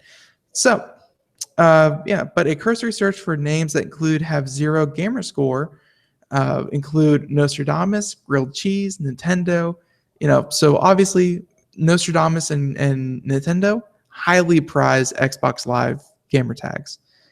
So to join the name change fund, users must have at least 1 year of cumulative Xbox Live Gold tenure under their belts, so, and also be current active Xbox Live Gold users. Xbox Live policy permits 1 free gamer tag change in a user's lifetime. After that, they get after that, you have to pay $10 for the swap. But but if it's your first time, you won't have to pay. So he encourages fans to keep checking for their preferred name over a full 24-hour span after the Wednesday rollout begins. So again, you can now potentially get usernames like, let's say you wanted the username just Ben, Ben. Mhm. Things like that may be coming up, like proper first names and, other nouns. Hmm. What if there's more than one Ben out there, though? And then whichever Ben is faster gets Ben first. Okay. That is the whole point of this, is that these have been locked down for over a decade. Mm. And now they're finally, recycling it, because I guess they were seeing too many people having to, add a ridiculous amount of numbers just to let's say your username is Hunter, but obviously Hunter is going to be taken. So, you have to add Hunter 8384899, whatever, just to get anything close to the term Hunter. So they're trying to free up again just under 1 million usernames on Wednesday. This is a big deal if you're one of those people who really enjoys, getting a really nice username. Are you gonna try to get Ben for yourself? I unfortunately don't think I have Xbox Gold membership anymore. Oh, okay. All right. So yeah, unfortunate. Well, maybe you'll get it back. Okay. I think it'd be kind of cool. I remember America Online. You could use the I got my. It's the same thing as America Online, where I think they actually did for AIM, for AOL Instant Messenger. Yeah. They actually just did a clean out a couple of years ago. And made them Where available. if you had not logged on in like the past 3 or 4 years, Yeah. they essentially deleted your account and freed up your account. Exactly. All right. Well, cool. I think more services should do that.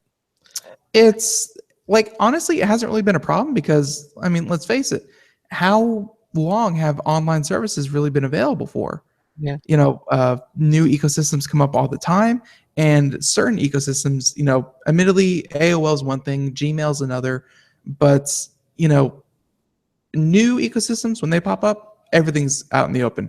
But long-lasting 15-plus year ecosystems are actually pretty rare that people still use.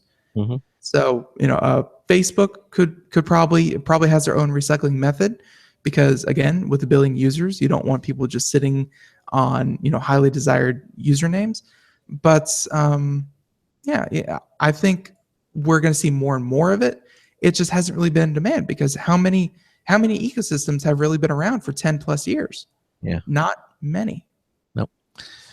All right. Here's an interesting one. This is from CNET. Black & Decker. Evidently, they make some really innovative things when it comes to tools and what have you. They've launched a new series of Bluetooth connected batteries. What? Batteries? Yeah. Evidently, Black & Decker, the company that's known for its power drills and other tools, just announced a new product, the SmartTech battery. And this is again from CNET, and David Priest wrote about this. The Bluetooth connected battery will work with all current Black & Decker 20-volt max tools, and Black & Decker says it's available now at different places like Amazon and Lowe's, that type of thing. And the SmartTech batteries will work with Black & Decker iOS and Android app, meaning people can control the batteries and therefore their tools wirelessly. All right. Well. Here's how it works. First, you can enable and disable any of these batteries while in range. That means no one can use any battery-powered tools lying around the garage during a project unless you enable the batteries via the app. Now, I don't know. I could see that in a specialized. I think for the average person, I don't think that's critical. I don't want. I don't want Ben using the screwdriver, the power screwdriver, unless he checks with me first. I mean, come on, that's kind of, yeah, it's silly. But maybe in a professional environment, the contractor might not want people using his or her tools unless they're authorized to use them. I don't know. I don't know about the locate feature. It's kind of nice because yeah. Let's face it, when you're working on a work site, you can leave batteries left and right. It's pretty easy to misplaced tools. But That's nice. like honestly, the main use I could see for this is just knowing how much juice that battery has. Yeah. So security features are kind of secondary. And the locate feature is kind of neat, and you can also view battery life, how much power is left in the battery. That's kind of cool. He says that the new Bluetooth connectivity seems promising. The disabling and location features could be welcome additions to anyone with kids around the house, and a garage that sometimes falls into disarray. What did I do with that screwdriver? The power, where is it? Okay, that makes sense. But for many people who don't want to fiddle with an app in the middle of a project, these devices could just be a hassle, which was my initial feeling. Will Bluetooth features contribute to the quality of Black & Decker's products without making them less easy to use? He says we'll have to see for ourselves. But, I think it's a good start. And there may be scenarios where this would become useful. But I think for the most part, the average person using their set of tools, I don't know, unless you want to use it to locate something. That makes sense to me. Okay. I think they are, Bluetooth and smart homes and things like that. They're definitely going to be the way of the future in terms of power tools. I mean, let's face it, power tools are already little bundles of technology as they are. Why not put sensors in them that let you connect to phones? But at the same time, you got to keep them simple. There has to be a way to still let them be power tools and not, restrict them so that you need to be this close, you need to be them. Like they need to just work. Okay. All right. That's my opinion on it. All right. Fair enough. All right. Okay. So anyways, let us move on to another story. Let's see if we get one that Craig likes. Let's do the phase change memory from IBM. This is one that we kind of alluded to at the very beginning of the show. This is IBM's claim that they are, revolutionizing. The way that memory is going to be stored. All right. So this is from Engadget, and IBM's optical storage is 50 times faster than flash memory. And the phase change memory is now cheaper than RAM as well. So flash storage is too slow for your device's main memory, but RAM is expensive and volatile. So thanks to a breakthrough from IBM, they have something called phase change memory, or PCM, might one day replace them both. The crystal-based storage has been used in optical disc and other tech for at least 15 years, but the technology has been limited by cost and storage density. Cells are either on or off, but however, IBM researchers have figured out how to save 3 bits of data per cell, dramatically increasing the capacity of the original technology.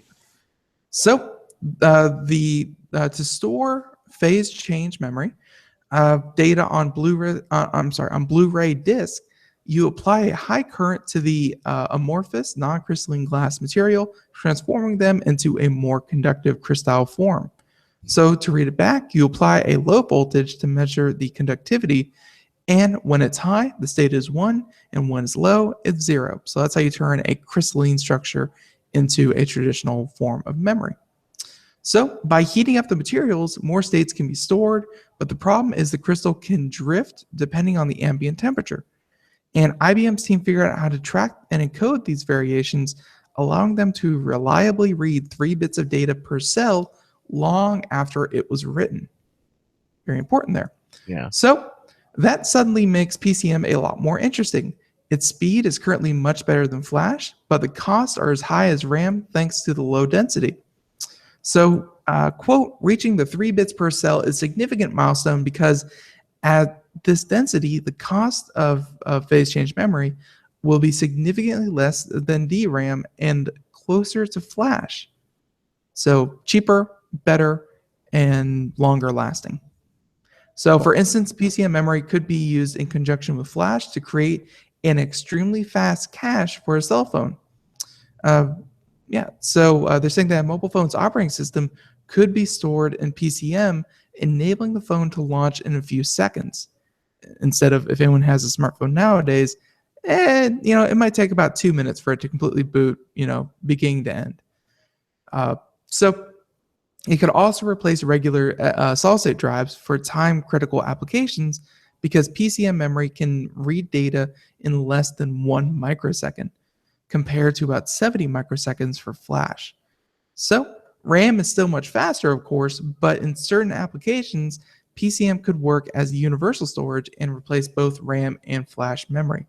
The very cool thing about this is that if you get the storage up and you can kind of get the speed at which it reads a little bit faster, not read, the speed at which it writes a little bit faster and into people's computers, then reading obviously isn't a problem. It's faster than flash.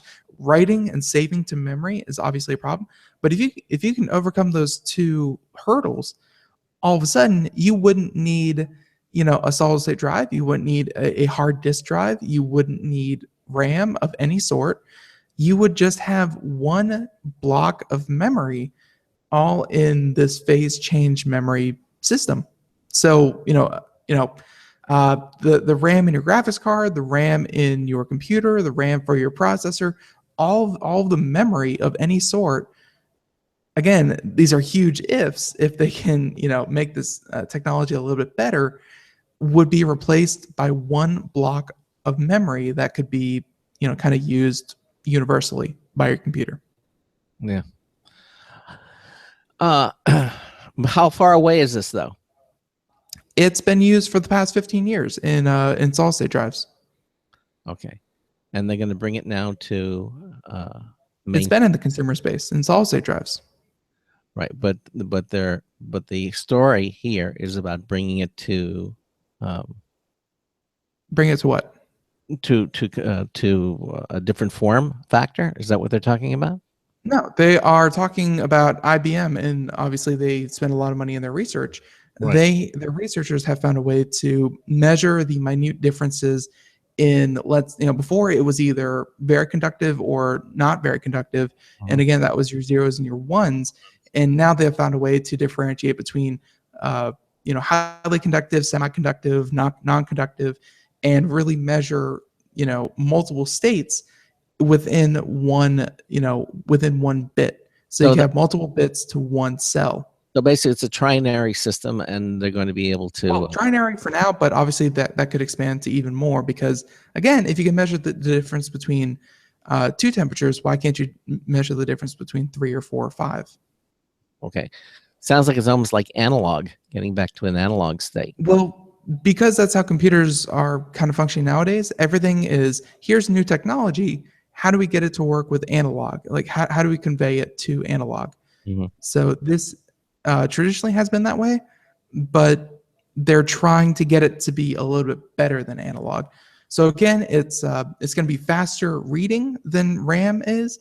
It's going to hold its memory much better than solid state drives or even traditional hard drives, and it can be used as universal memory by the entire system at one point. Like the entire thing can be read instantaneously. It's not like spinning platters that have to kind of spin and rotate. Okay. So it's a very cool tech. All right. Okay. Very cool. But tech we're probably not going to see for a little while. Yeah. It's already in consumer spaces.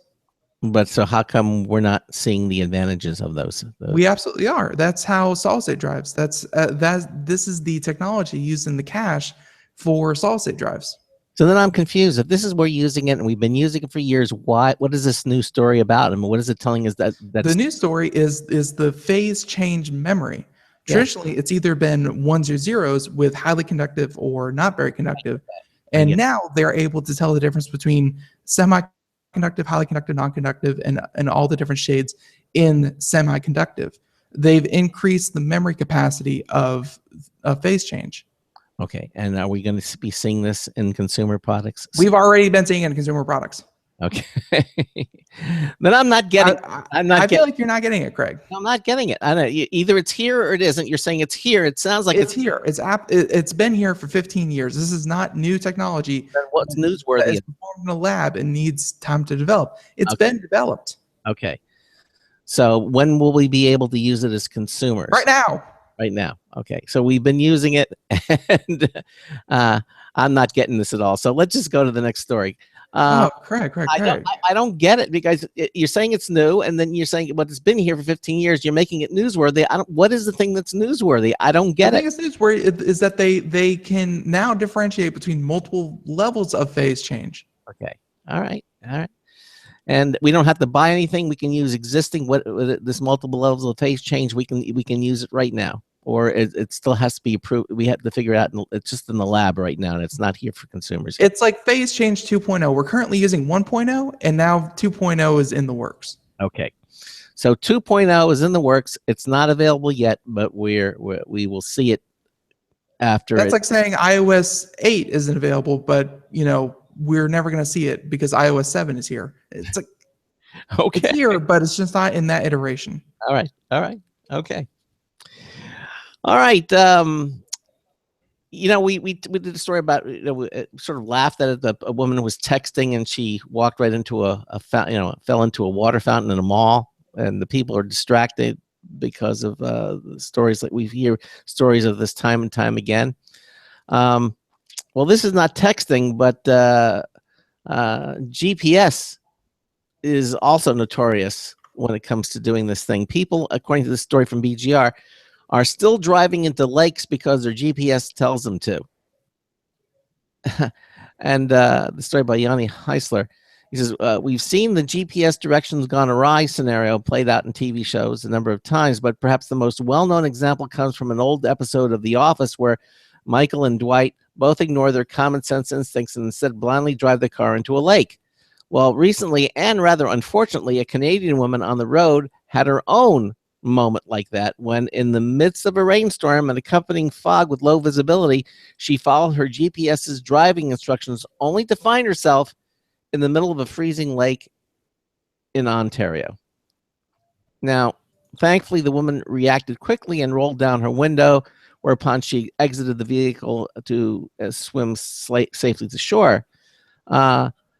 Because a sinking car can become dangerously impossible to exit if prompt action is not taken. In other words, the pressure of the water becomes so strong you can't open the window or the doors to get out.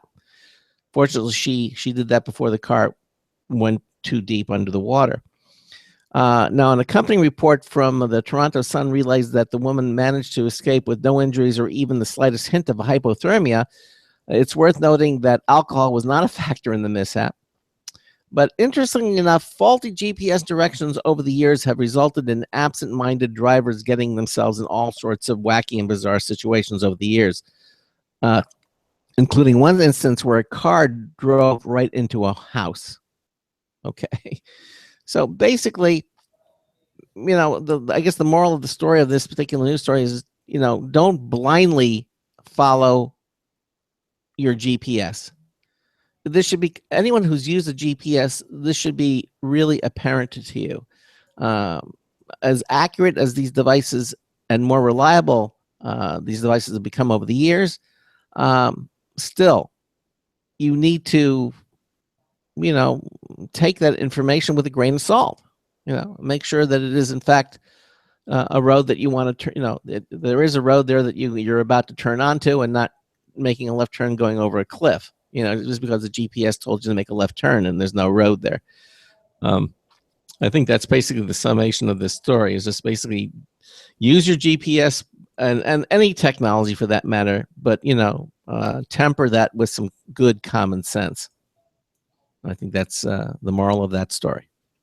Well, yeah, they Apple Maps, Google Maps, whatever map cartography system that the GPS is using in the background, they're not infinite. They are not infinitely wise. I mean, they have to be updated. And let's face it. Admittedly, roads don't change that often. But even if you drive around your city and you say, "Oh, they just put in a stoplight here. They just did they just added a new intersection there."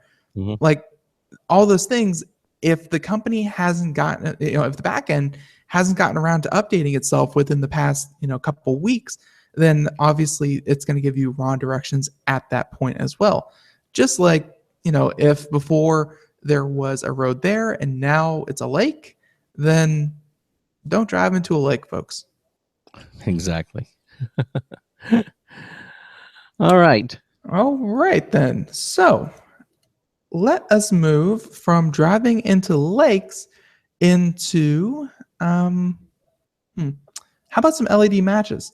So Yes, those are. these are kind of cute, and emphasis on cute because I'm sure like many people out there, you're going to have yourself a very hard time finding a use case for this, especially with everyone walking around with a smartphone in their pocket. Mhm. But this one from Popular Science and Mr. G. Clay Whitaker, and these new LED matches are half as useful as matches. So, and here's a picture of them. They are adorable. They're tiny, literally about the size of a match. Mhm. So, of course, we need to talk about innovation. There's good innovation, such as adding a camera to the front of a smartphone or voice commands on a device to shave off a few steps. And there's a kind of innovation that makes life harder. And the latest culprit, as the author points out, is the fireless match. So, Matchbox Instruments recently announced a disposable package of LED matches for emergencies with an 8-hour battery life that can be turned on and off to conserve power for about $30 a pack. Mhm. So, but while a miniature light source may be a benefit, it's less beneficial to have those around in emergency than the real sulfur and strike pad matches of the past and present. So, Matchbox Industries has done a lot to simulate the match experience with this product. They strike by contacting the pressure to the tip to the light source. It pushes in and makes contact with the battery, and then there is light. And they even have a little video of it. It looks really cool. Right. Let's continue on right after the bottom of the hour break. You're listening to the Computer America Show. Ben and I are doing computer technology news brought to you by Slimware Utilities. We're talking about fireless LED matches. We'll be right back. Please stay with us. Hi, this is Craig Crossman, host of the Computer America Show. Long before Vistaprint asked me to tell you about them, my wife and I have been using Vistaprint for years, making business cards, having the Computer America logo placed on the polo shirts we use at conventions like CES, even printing a business card for our personal lives with our home address and phone number. In fact, Vistaprint offers tons of custom products for home and office needs, and Vistaprint absolutely guarantees you'll love their products every time, or they will make it right. In fact, they'll give you 500 business cards for just $9.99 when you enter my promo code Craig at checkout. Just go to their website at www.vistaprint.com and see how easy it is to design your own stuff using their web-based custom design service. Remember to use my code Craig and save up to 50% over their regular pricing. So don't wait. Go to vistaprint.com and order today.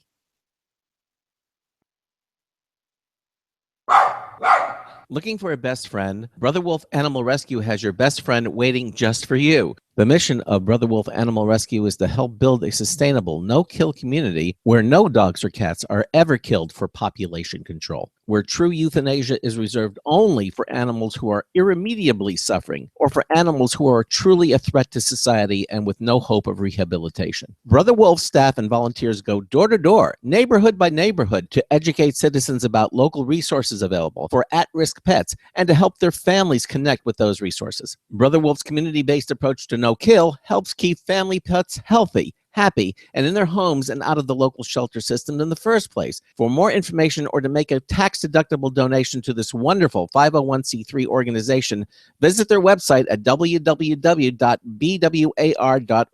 Help to realize Brother Wolf's vision when no animal is euthanized for lack of a home. Who's a good boy?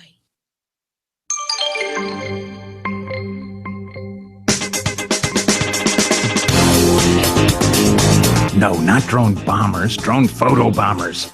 Hi, Marty Winston with a News Tips Bulletin Review for Computer America. This time, Super Grip Lock.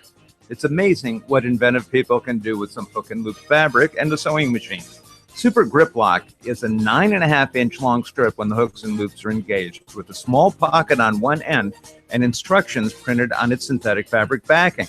You undo it, stick that little pocket around one end of the toggle, that's the deadbolt handle thing, wrap the length around that once, then around the doorknob, and attach the hooks and loops again.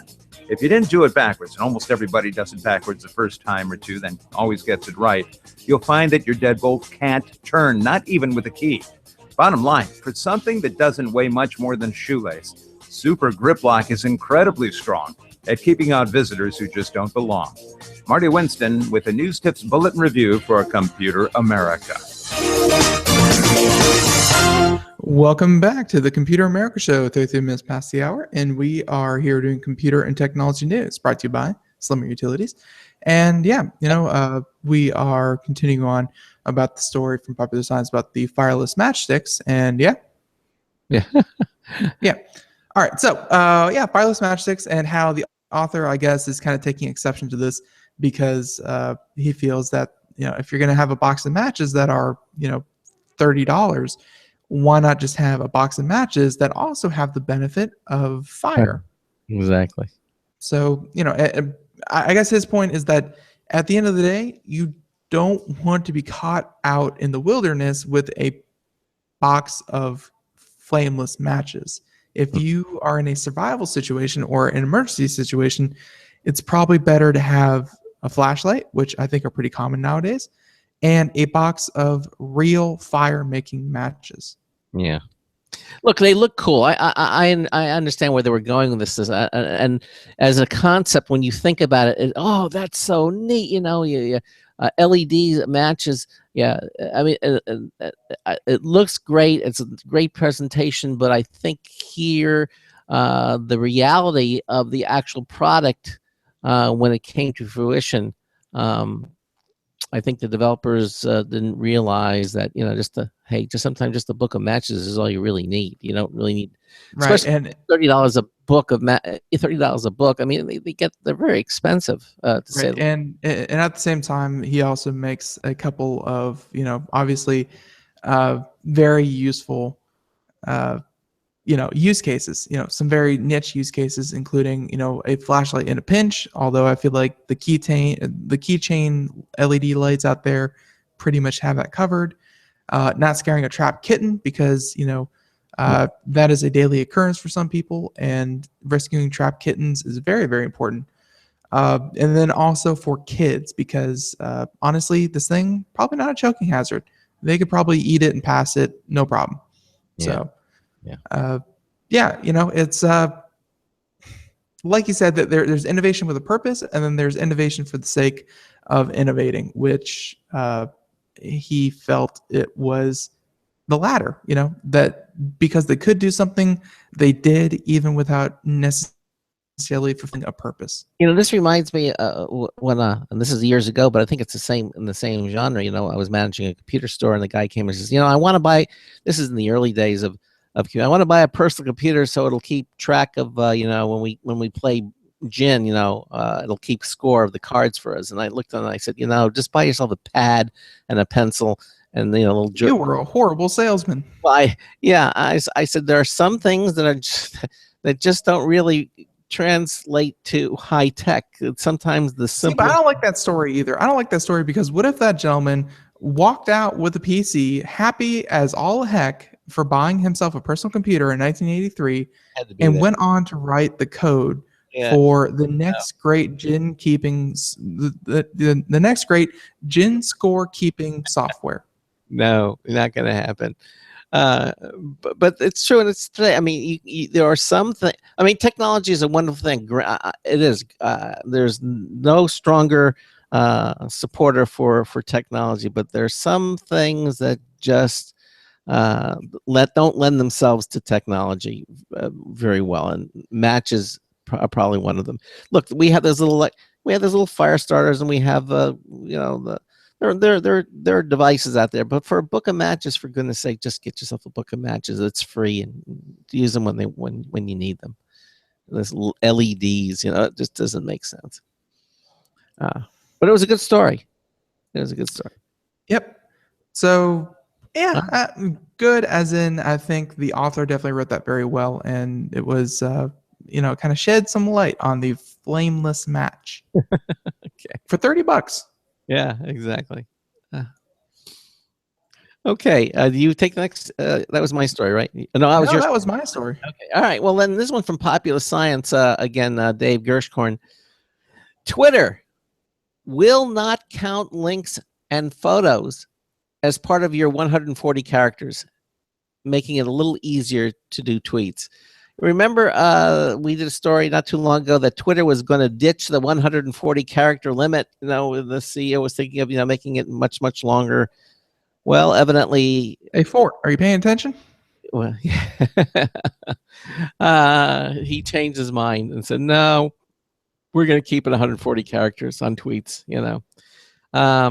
But they are still looking for ways to make tweeting easier. Okay, and until now, users have had to, game on how many links and photos would affect their character limit, often needing to shorten the text to accommodate the media.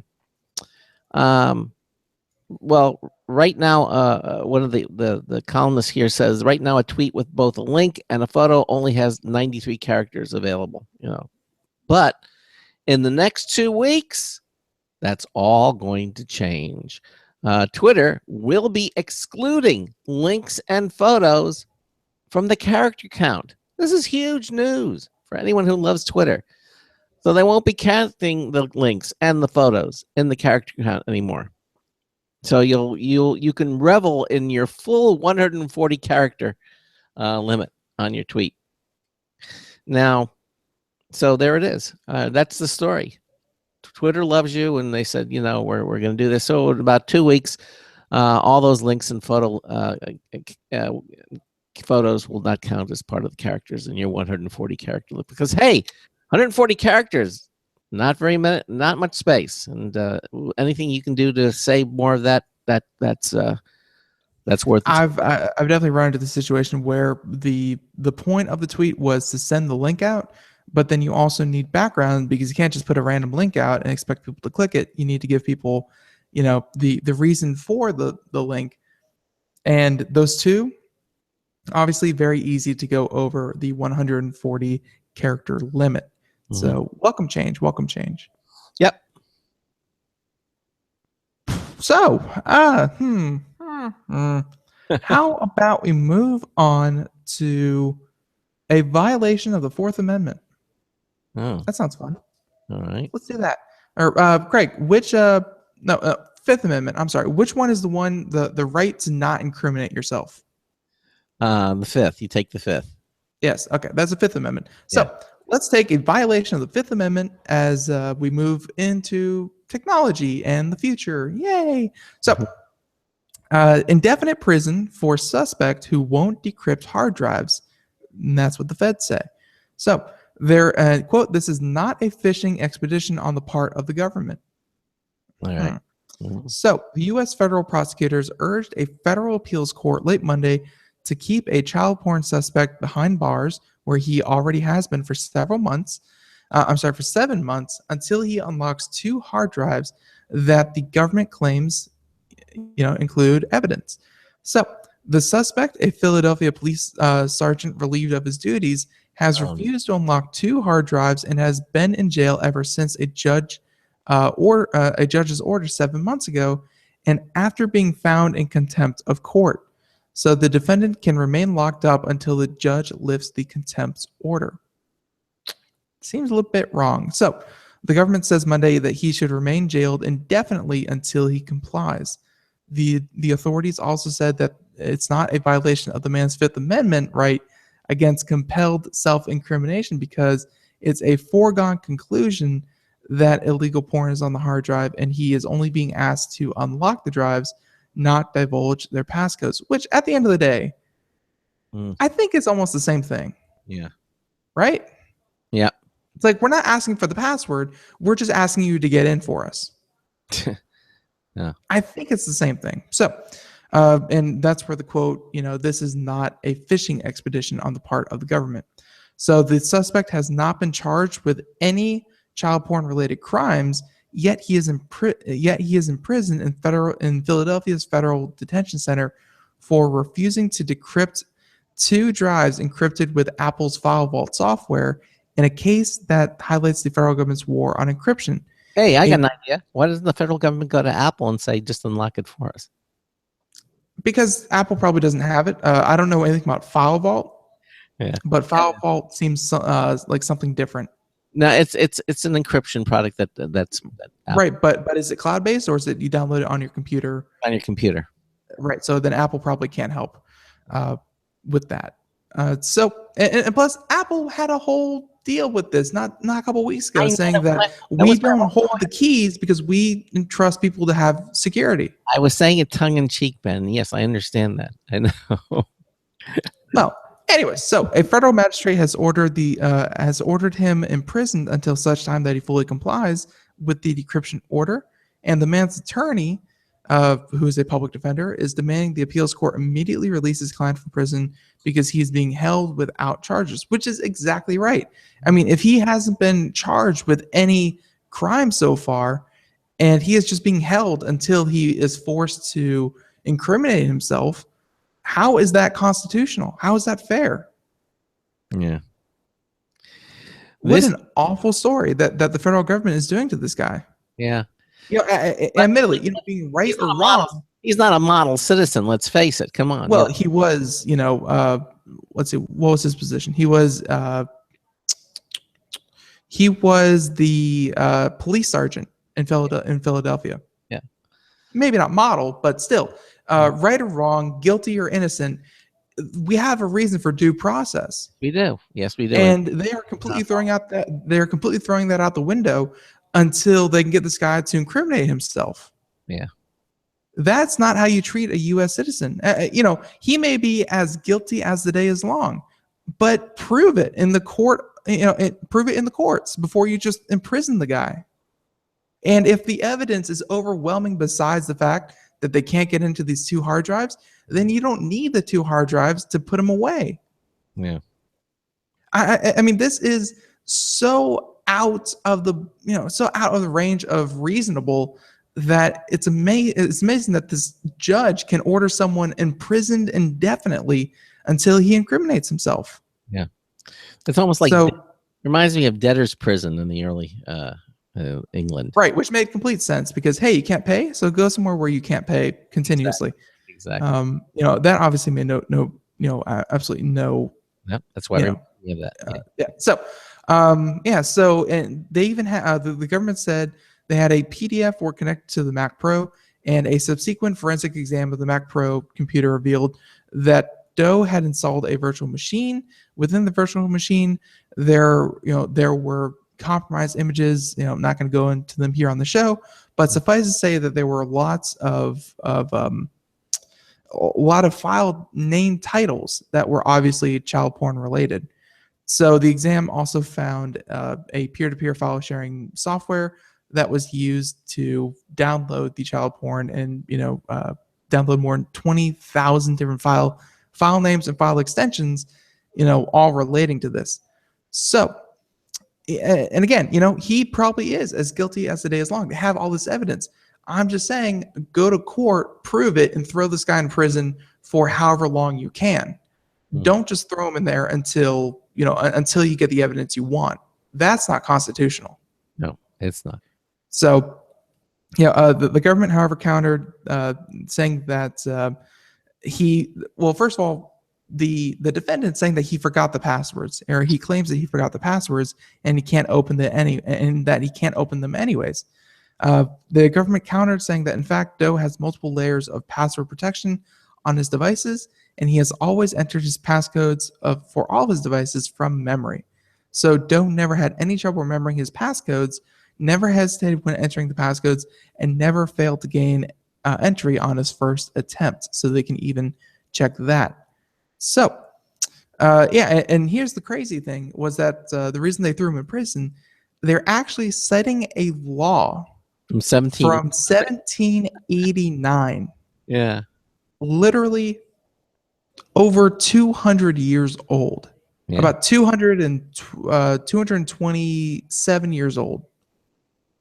In this day and age, they're quoting 227 years old, called the Allwrits Act, to compel these suspect to decrypt. Because, in 1789, computer encryption was totally Really at the forefront of their minds. Out of control back in 1789. Right. So the article goes on to say about exactly what we're talking about with the San Bernardino shooters, and the authorities paid a private security firm to hack into the phone for about $1 million, and so on and so forth. So yeah, again, it's going into the appeals court. It's going up the ladder. But at the end of the day, I really admittedly, again, not saying this court of public opinion, it's so easily swayed. I'm not saying guilty or not guilty. I'm saying give this guy his day in court. Don't just lock him up and throw away the key until he incriminates himself. Yeah. That seems wrong. It does. And, I thought, people liked the Constitution. It kind of protected a lot of freedoms that we like. It's So fun to have around. it's not something you want to throw away willy-nilly.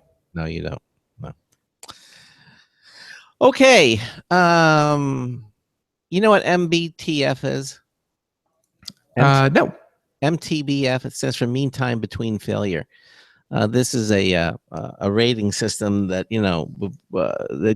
which averages out the amount of time something is going to be used before it fails, and it's always been applied. It's been applied quite a bit to hard drives. And evidently, this according to Popular Science, Dave Gershon again, which brands of hard drive are most likely to fail? Well, there's a new analysis that points fingers. Basically, he says that the shelf life of the average spinning hard drive is about 4 years. Okay. This is according to a data storage company, Backblaze. And evidently, their latest analysis of more than 60,000 hard drives details which brands of hard drive will fail with greater frequency. This is not a sweeping investigation of every hard drive manufacturer on the market, but the independent data of one company that buys hard drives in bulk and buys from the biggest players in the market. Okay, there's like Western Digital, Seagate, Toshiba, HGST. Okay. And now at first, they put up a bar chart here so you can actually see it. And it says at first glance, and if you're watching the live video stream, Ben's actually showing it to you. At first glance, the hard drive technology seems to be improving. Year over year, the failure rate decreases. The largest improvement was by Seagate between 2015 and 2016, where the rate of failures dropped from 10.68% to 3.48%. That's amazing. More than half. It's also worth noting that the sample size in 2016 also doubled from 18,000 plus to 36,000 plus hard drives. So it's supposed to be more accurate in 2016. Yeah. In terms of the hard drives that are most likely to fail, Backblaze's data outs Western Digital, which had a 2016 failure rate of 6.55%. Okay. In other words, out of about 1,700 drives, about 110 failed. Well, yeah, and 6.55, that doesn't seem like a lot. That seems like 1 in 20, but a little more than 1 in 20. But when it's your hard drive, that's all that matters. Right. Yeah, exactly. Right. But that's 1 in 20 customers who are having a really bad day, which is, by the way, this is what we say on the show, backup. Yeah. But still, 6.55 from Western Digital, and let's face it, between Seagate and Western Digital, although I think Western Digital just purchased Seagate. I think we did a story about that not so long ago.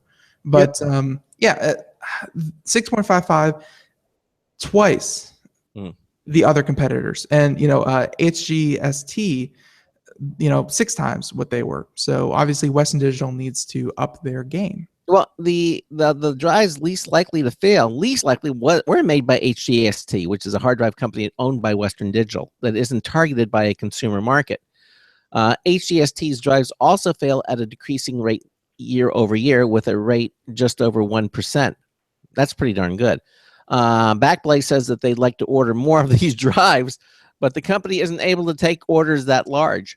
Okay. Now, Backblaze's CEO describes the way hard drives fail as a bathtub curve.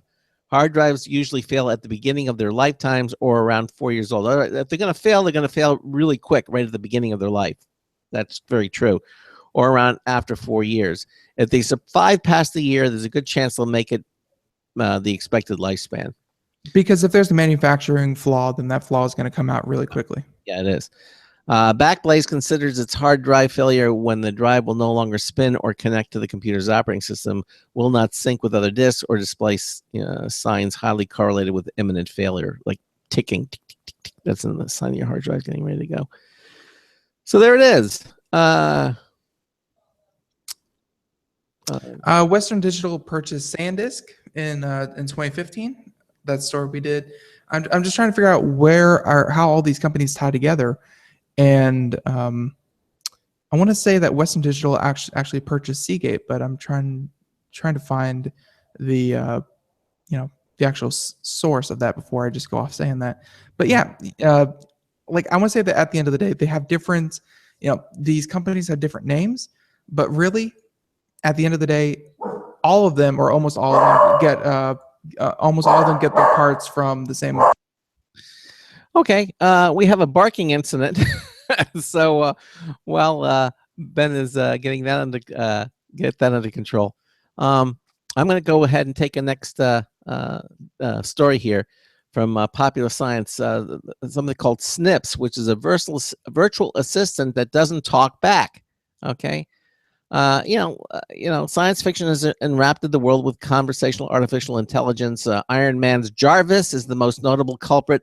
Of course, hers, Samantha, and even the droids in Star Wars imagine a world where supercomputers integrate seamlessly into our everyday life. But that's not the only way for computers to help. Snips, which is a French company just launched in the United States, has a different idea about how to serve as a personal assistant. Snips connects to every relevant data stream in your phone, contacts, email, calendar, accelerometer, location data, and logs everything. The company is even working on a feature for Android to read all the text on your phone screen. Now, once it has all this information, Snips is a unified place to find and act on your own data. Sort of like a digital memory bank. The app's simple design is it consists of 2 pages. The first is a tiny map of your location hovering over a search bar. This search bar is the main function of the app and the portal into all of your data. You type a name to find relevant appointments or events that involve that person. You type a place to find travel plans to that location or how to get there. It's more than just finding a restaurant or directions, but a pool of your personal data that you can dip into at will. The second screen found by swiping up on the home screen is that pool of information. It's a grid of every data stream brought into the app so users can control what the app sees. It also offers up some other quantifiable information like a graph of your usual schedule and how many countries you've visited. The Snips co-founder is hoping that users will want to add more and more streams to get more benefits over time and watch their page grow. Okay. He goes on to say, basically, it gives your assistant the ability to know everything about your life. Of course, this is a ripe target of information for hackers and those who would benefit from access to every piece of someone's information, raising security and privacy concerns. You see, that's always a flip, there's a flop. To combat those potential attempts, Snips processes all information on the phone itself. No data is sent to a server unless users opt into sending anonymized data for analytics. Since everything runs on the phone, Snips runs the risk of being thirsty for battery life, but he says, I didn't notice too much of an extra drain while trying out the app itself. He goes on to say that it's extremely useful. It uses artificial intelligence to analyze all the text. He says, other virtual personal assistants like Siri and Google Now take advantage of all the data they can, but don't integrate as deeply into each service. For instance, Google Now will automatically pull travel information from emails, but can't be used to manually search through emails, contacts, and reservations. Siri and Google Now are also different in their approach. Siri is an assistant that you ask for help, scheduling a meeting, send me a reminder, tell me the score, etc. Google Now automatically wants to serve information like score of the game or how long it will take to get home. Snips is more passive than either of these two. It's just a place to find everything in your digital life with some reminders about what you should be doing. And it goes on and on. But basically, Uh, it's yet another way, another type of personal assistant. It sounds intriguing. I still like Viv. What they were describing Viv. That was very interesting as well. But finalized, they say they're still looking for ways to monetize the app, the Snip app. He says that things that undermine the data security, like advertising, is out of the question. But it looks at partnerships with services like Uber as a potential revenue stream. And Snips is free on the iOS App Store, and the Android app of Snips will be coming soon. Might be something you want to check out. Absolutely. Yep. Yeah, there's not much to say about digital assistants. They're apparently here to stay. I don't know if that's good or bad. Yeah. I don't know. I just don't find myself using like digital assistants actually freak me out more than they're helpful. Like I never use them, and at random times I'll look down at my system tray, where your like your notifications and your sound system, everything like that is kind of held. I look down at my system tray and Cortana will come on for like 5 seconds and then go away, and I'm like, "What are you doing, Cortana? What? Why are you doing what you're doing?" And I never know why, but I don't know. This personal digital assistants seem to be than they are useful. 90 seconds. Why are you doing what you're doing? Yeah. Well, that about wraps up the show. Again, I want to thank our guest from Tend.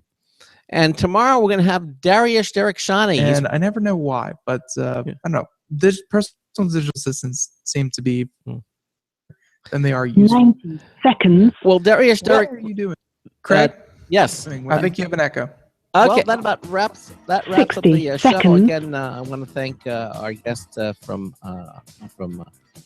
Tend. And tomorrow we're going to have Dariush Derek-Shani. And I never know why, but I don't know. I think we're caught in an endless loop. But thank you also for being here with us. And we will be back. Yes. I think you have an echo. I do have an echo. That wraps 60 I'm not sure what. Oh, I know what that is. Okay. And again, we'll see you here with Dariush Derek-Shani, same time, same place, same time. So until tomorrow afternoon, this is Craig Crossman, hoping that your hard disk never becomes floppy. We'll see you tomorrow. Thank you.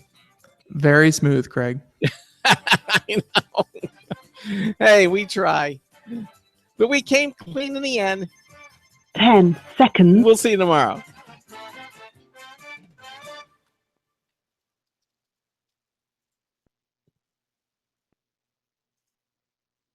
Thank you for using Blog Talk Radio. Goodbye. Okay, again, thanks everybody for watching the show. Again, Dariush Derek-Shani will be joining us tomorrow, and we look forward to having you here. Have a great afternoon, and we'll see you tomorrow. Bye-bye, everybody. Bye.